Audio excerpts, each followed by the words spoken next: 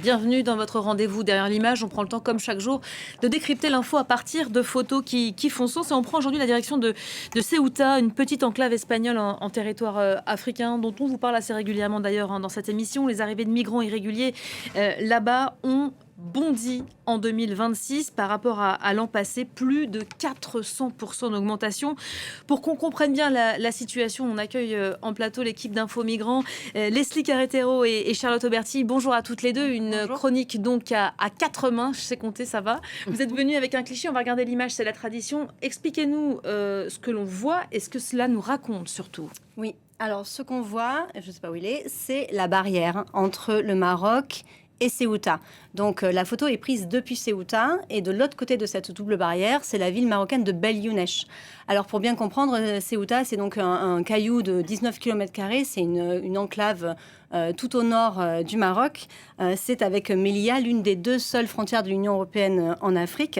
Et comme on peut le voir sur ce cliché, c'est une zone extrêmement militarisée, ultra sécurisée, protégée donc par cette barrière qui court tout le long des 8 km de la frontière, qui est même, c'est même assez étouffant quand on est à Ceuta. On est vraiment encerclé par cette barrière, on ne peut pas la rater.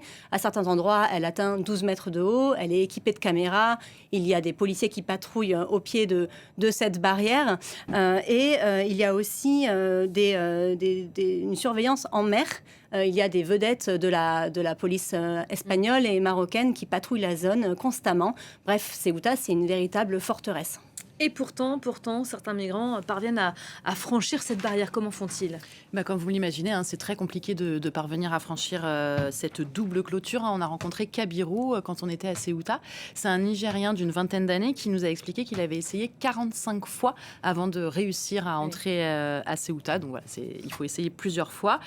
Comment les migrants s'y prennent-ils ? Alors concrètement, il y a deux façons de tenter d'atteindre Ceuta.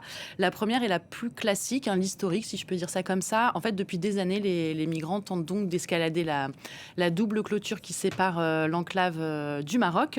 Et avec le temps, ils ont su s'adapter à la militarisation de la frontière. Ils se munissent en fait de crochets. On va essayer de les voir sur l'image. Des crochets pour escalader, pour grimper encore plus vite. Car Charlotte l'expliquait, la frontière, la barrière peut atteindre 12 mètres de haut. Alors en général, ils vont plutôt dans des endroits où elle atteint 6 mètres, mais quand même, il faut aller vite parce qu'ils savent que le temps est compté. Voilà, on voit les crochets sur l'image, donc ils utilisent ces crochets-là pour grimper et ils savent que le temps est compté. À partir du moment où ils touchent la barrière, il y a seulement quelques minutes, quelques secondes même avant qu'une alarme ne retentisse et que les forces espagnoles ou marocaines viennent sur zone. Un responsable du syndicat de la garde civile qu'on a raconté sur place nous disait que les exilés pouvaient mettre seulement 30 secondes pour grimper la double clôture. Et en fait, c'est même une condition sine qua non d'aller plus vite pour ne pas être repéré et renvoyé sur le sol marocain. Dans ces conditions, on imagine bien qu'il y a beaucoup de blessés. On a rencontré plusieurs personnes qui boitaient, notamment Kabiru, qui s'est foulé la cheville. Au moment de sauter de l'autre côté sur le sol espagnol. Il y a aussi des personnes qui ont des blessures aux mains, aux bras ou aux jambes. On comprend les nombreuses tentatives donc, pour parvenir à franchir la barrière. Donc ça, c'est la tentative par le sol, par les terres. J'imagine que l'autre solution, c'est par la mer, non ? Oui. C'est moi qui réponds, c'est par la mer. En fait, comme on l'a vu tout à l'heure sur la photo, les plages marocaines sont très proches des plages de Ceuta, donc ça peut sembler facile, entre guillemets, de nager. La distance semble assez courte. Mais c'est très trompeur parce que les migrants, quand ils se mettent à l'eau, ne font pas une distance d'un point A à un point B, une distance courte. Ils ne vont pas à la distance la plus rapide. Au contraire, pour tromper la vigilance des forces de l'ordre dont je parlais tout à l'heure, ils se lancent vers le large dans un premier temps. Ils nagent vers le large, équipés de combinaisons de plongée et de palmes. Et c'est simplement dans un second temps qu'ils reviennent vers les rives de Ceuta. Donc c'est extrêmement dangereux. Un autre détail important, c'est que les migrants entreprennent de traverser vers Ceuta par mauvais temps. Alors ça peut paraître contre-intuitif, mais ils attendent qu'il pleuve, qu'il fasse brumeux, qu'il y ait des vagues assez hautes. Là encore, qu'on les voit. Exactement, là encore pour tromper la vigilance, pour que ce soit plus difficile de les détecter en mer, avec tous les dangers que ça comporte. On peut écouter Radija, une Marocaine de 20 ans qui nous raconte sa traversée. شهر وانا زعما كنستنى كنقولوا له حنا الشرقي الامواج ملي كيكونوا الامواج طالعين صافي وانا المهم جربت اصدق البحر خاصو يكون طالع، خاصو يكون الامواج فوق مترو 2 مترو. Alors oui, ces conditions sont, comme je disais, évidemment extrêmement périlleuses. Quand je parlais tout à l'heure du fait que les migrants nagent vers le large, il faut bien imaginer ce que ça sous-entend. Nager vers le large, ça accroît le risque de se noyer, le risque d'hypothermie. Ça rend difficile aussi le retour vers les rives, parce qu'il y a donc, comme je disais, des forts courants. Il y a d'ailleurs régulièrement des morts à cette frontière. Il y en a eu 40 en 2025, c'était un record. Et depuis le début de l'année, il y a au moins 9 migrants qui sont morts en tentant de rejoindre Ceuta. Alors, c'est une route migratoire qui n'est pas nouvelle, qui est assez connue. Pourquoi autant de monde aujourd'hui ? C'est moi qui réponds cette fois. Oui, alors comme vous le dites, les arrivées à Ceuta ont explosé cette année. On compte déjà plus de 1800 migrants qui sont parvenus à atteindre l'enclave. C'est donc, comme vous le disiez au début, c'est 400% de plus qu'en 2025 à la même période. Alors comment expliquer cette hausse ? Il y a d'abord ce qu'on appelle les phénomènes des vases communicants sur les routes migratoires. Comme souvent, quand une route se ferme, une autre s'ouvre, les migrants s'adaptent. Là, en l'occurrence, c'est la route migratoire via les Canaries qui s'est considérablement tarie cette année. Les nombreux accords signés entre l'Espagne et les pays d'Afrique de l'Ouest ont en fait eu pour effet de renforcer les contrôles et d'augmenter les interceptions dans l'Atlantique.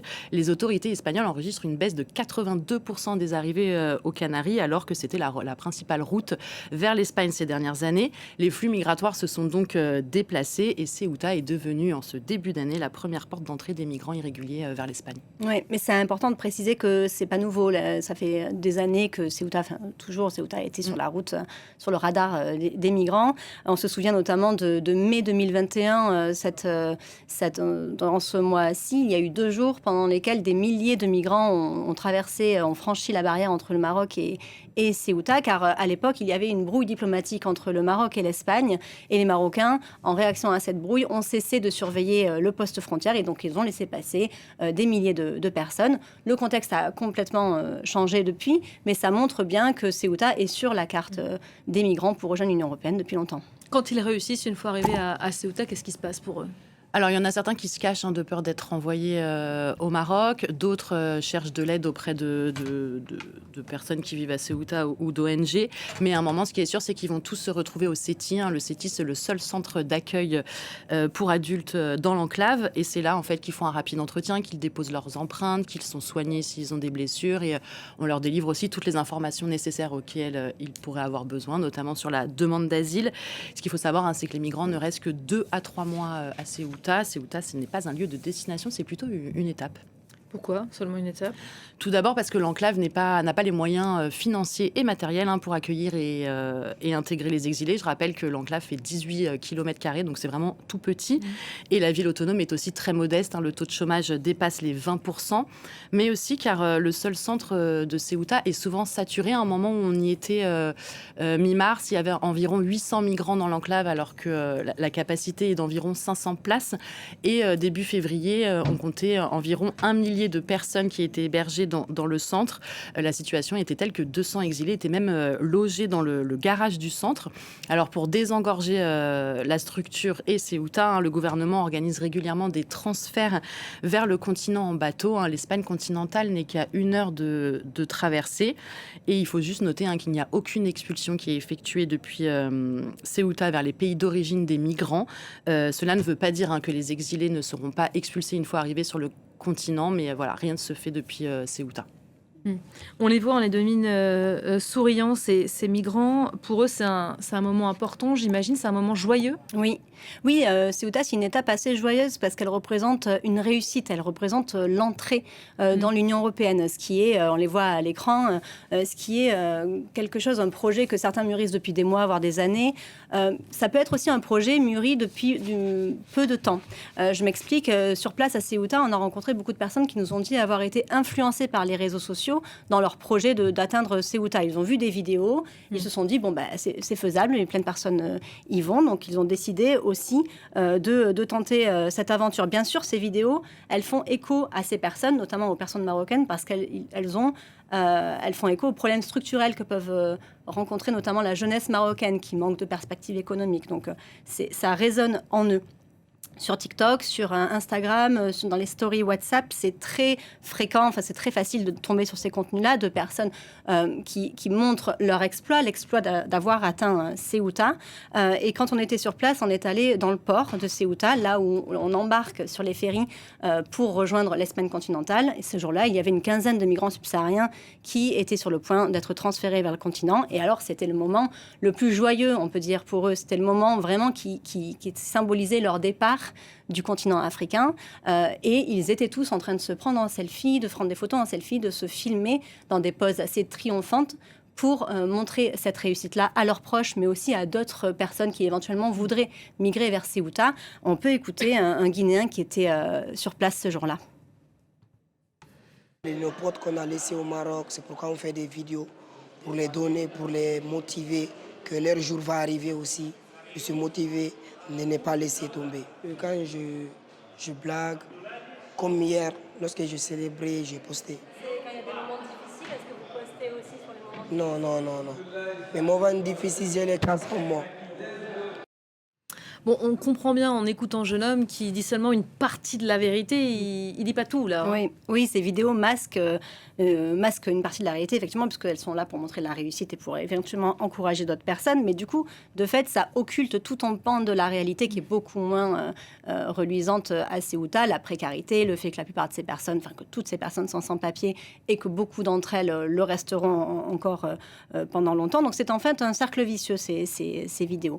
Et pour l'illustrer, j'aimerais parler de Meriem. Je ne sais pas si on va voir les images de cette dame qui a traversé à la nage. Donc depuis Ifnidek au Maroc, elle est avec son fils. Donc c'est une Marocaine de 39 ans qui a traversé avec son fils, Mohamed, de 14 ans. Mohamed ne sait pas nager, donc il a traversé, lui, accroché à une bouée. L'histoire de Meriem, c'est que son fils aîné, âgé de 17 ans, a déjà atteint l'enclave l'été dernier. Et depuis cette traversée, Mohamed, donc son plus jeune fils, a été littéralement obsédé à l'idée de rejoindre son plus grand frère. Et Meriem s'est dit impuissante face au désir de son fils. Elle a décidé du coup de l'accompagner, ayant peur qu'il traverse tout seul. Ils sont arrivés à Ceuta. Ils ont été filmés, comme on l'a vu, par des vidéos amateurs. Ces vidéos ont fait le tour des réseaux. Et elle a été vue notamment par Radija, donc la Marocaine de 20 ans dont on a parlé tout à l'heure, qui, elle, a grandi à Fnidek. Elle a grandi avec les rives de Ceuta en face, sous les yeux. Elle nous a raconté que pour elle, Ceuta, c'était la vie en rose. Elle a toujours eu l'impression que les choses seraient plus simples là-bas. Et après avoir vu Meriem et son fils arriver, elle s'est dit, je vais y arriver moi aussi je peux faire ça. Donc elle s'est acheté des palmes, elle a commencé à s'entraîner. Elle a traversé, après plusieurs échecs, elle a réussi à arriver. Et arrivée à Ceuta, elle s'est elle-même mise en scène dans des vidéos qu'elle poste sur les réseaux sociaux, l'air insouciant, en chantant, en dansant dans les rues de Ceuta. Pourtant, quand on parle avec Radija, très rapidement, on comprend que la réalité n'est pas si simple. Elle nous explique se sentir perdue et avoir mal préparé sa migration, ne pas savoir ce qu'elle est censée faire actuellement. On peut l'écouter d'ailleurs, elle nous le raconte.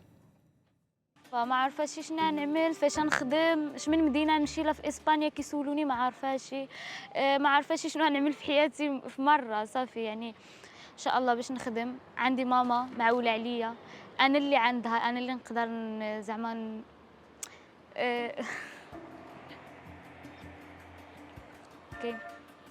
انا اللي نقدر نعاونها داكشي علاش جيت إذا نعاون ماما نعاون خواتاتي باقيين صغار خوتي باقيين صغارين باقيين يلا بادين في الحياة ما بغيتهمش يعيشوا نفس الشيء اللي عشته أنا. En tout cas, Ceuta, ce n'est pas la fin du voyage, à l'image de Radija. Donc, on voyait à l'instant, la joie est souvent de courte durée, car les migrants qui entreprennent cette route n'ont pas toujours pris la mesure de ce qui les attendait, notamment l'errance administrative qui peut durer de nombreuses années. On sait que les demandes d'asile peuvent prendre beaucoup de temps en Espagne. La vie clandestine aussi, beaucoup de migrants marocains finissent à la rue dans les rues espagnoles. Et il y a aussi ceux qui continuent la route, donc le chemin n'est pas terminé, les difficultés qu'ils vont rencontrer. Et on voit très bien la détresse à l'image de cette jeune fille qui est aujourd'hui totalement perdue. Merci beaucoup Charlotte et Leslie. Vos reportages évidemment à retrouver comme à chaque fois sur le site d'Info Migrants et sur les comptes d'Info Migrants sur les réseaux sociaux, je crois TikTok,